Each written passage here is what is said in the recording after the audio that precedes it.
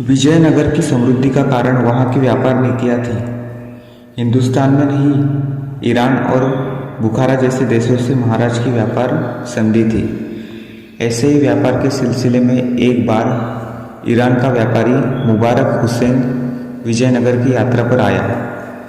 महाराज कृष्णदेव राय ने दिल खोलकर उसका स्वागत किया। फिर सम्मान सहित उसे राजमहल में ठहराया गया। कई सेवक उसकी सेवा में तैनात कर दिए गए। रात्रि भोजन के बाद एक दिन महाराज ने हुसैन के लिए चांदी की तश्तरी भरकर रसगुल्ले भेजे।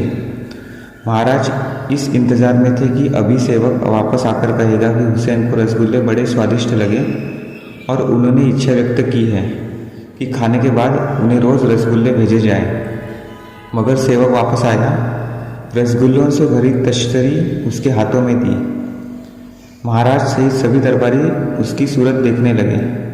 सेवक ने बताया, अन्नदाता हुसैन ने एक भी रसगुल्ला नहीं खाया और यह कहकर वापस भेज दिया कि हमें रसगुल्लों की जड़ चाहिए।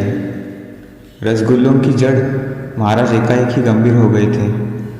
अगले दिन दरबार में महाराज ने सभी दरबारियों के सामने अपनी समस्या रखी और बोले, कितने दुख की बात होगी यदि हम हुसैन की इच्छा पूरी न कर पाए। क्या आप लोगों में से कोई इस समस्या का समाधान कर सकता है?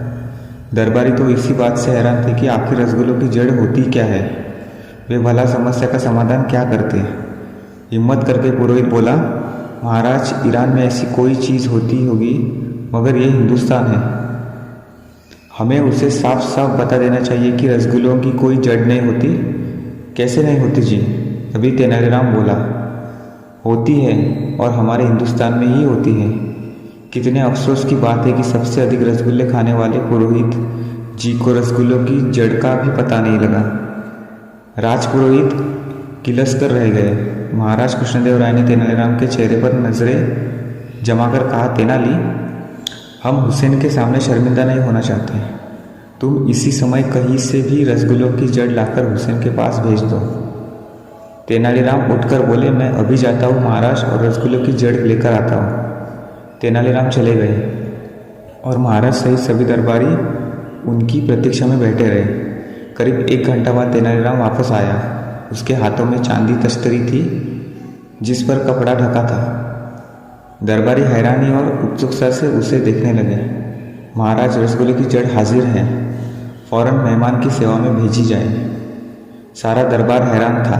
सभी देखना चाहते थे कि ये क्या भला तेनालीराम उठा लाया जिसे रसगुल्लों की जड़ कह रहा है। उन्होंने उसे देखने की इच्छा जाहिर की, किंतु तेनालीराम ने इनकार कर दिया। नहीं, पहले मेहमान, बाद में कोई और। महाराज स्वयं रसगुल्लों की जड़ देखना चाहते थे। उन्होंने एक मंत्री को आदेश दिया कि मेहमान को यही बुला लाए। मंत्री स्वयं उसे लेने गया। हुसैन आ गया तो महाराज ने सेवक को इशारा किया। सेवक ने तेनालीराम के हाथ से तश्तरी लेकर मेहमान के आगे कर दी। ये क्या है महाराज? हुसैन ने पूछा। रसगुल्लों की जड़। वाह वाह। चहककर फिरदौस ने तश्तरी पर से कपड़ा हटाया और उसमें रखी वस्तु को चखते हुए बोला, हिंदुस्तान में यही वह चीज़ है जो ईरान में नहीं मिलती। दरबारी फटी फटी आंखों से उस वस्तु